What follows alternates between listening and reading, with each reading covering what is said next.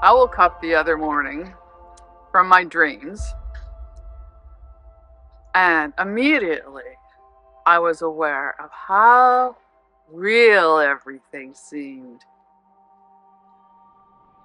I'd been doing all kinds of things in my dreams, interesting things, having conversations and experiences that seemed real while I was in my dreams.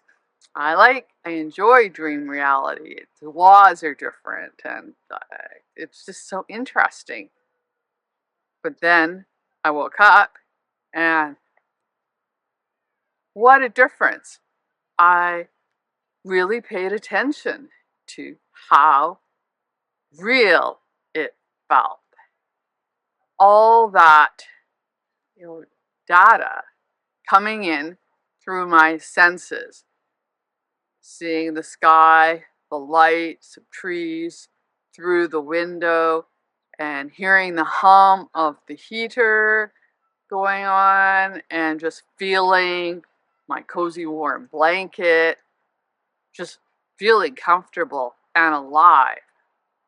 And I wanted to just savor that feeling, really enjoy the fact that I am now awake and experiencing physical reality. Physical reality there's a lot more to it than what we might think.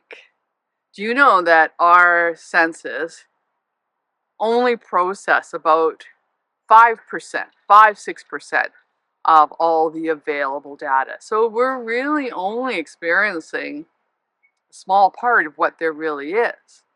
We could be experiencing a lot more, perhaps, like the animals.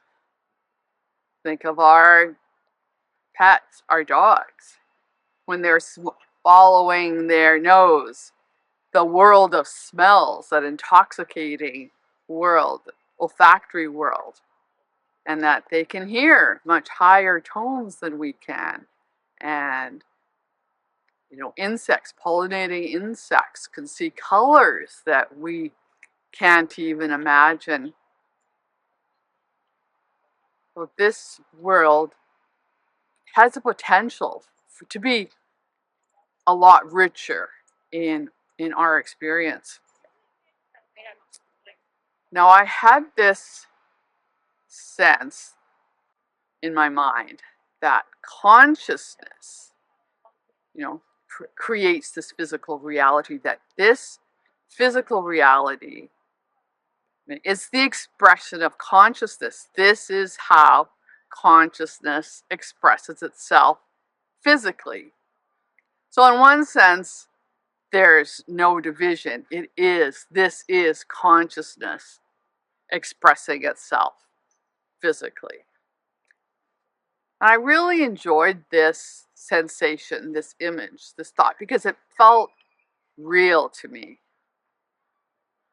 And it gives me a jumping off place, a jumping off point. When I keep coming back to that idea and that sense that I had, and I go, well, what does that mean? Well, one thing it means is that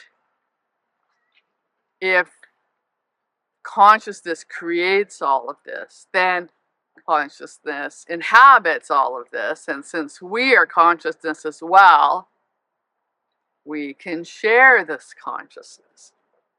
So we can participate in deeper ways, have more feelings about things than we might be aware of.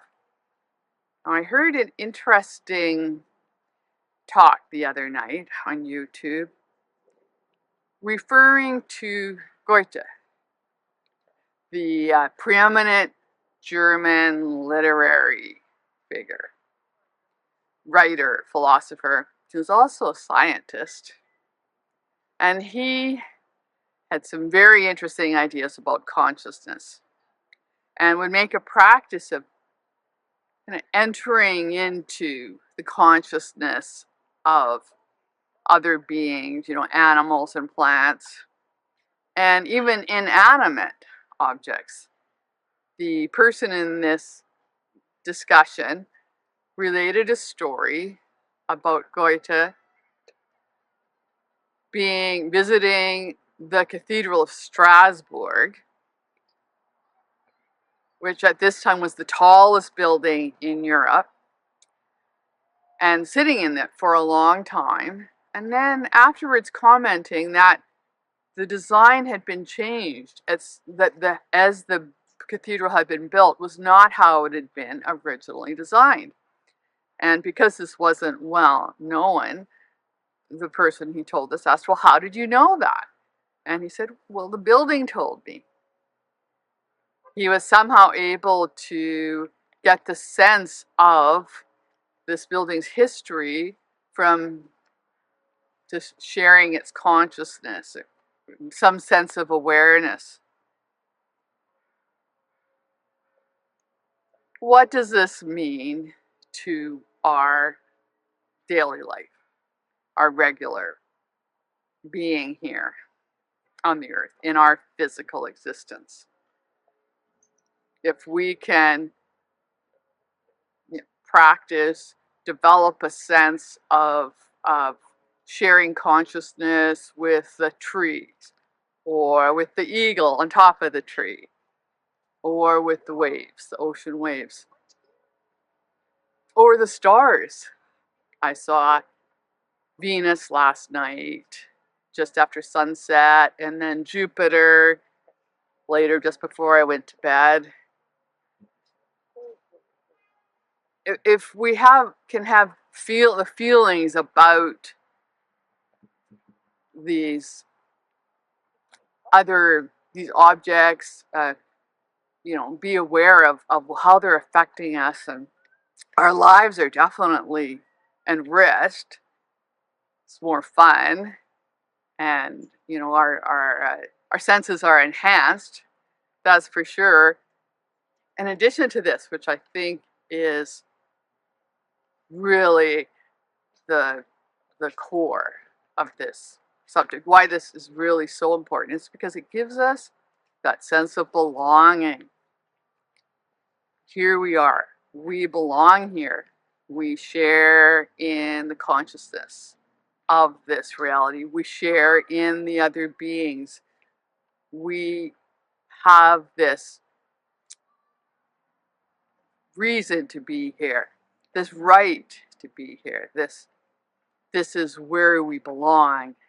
And being able to belong to the universe in this way, I mean, what could be more reassuring and satisfying and exciting than truly being a child of the universe?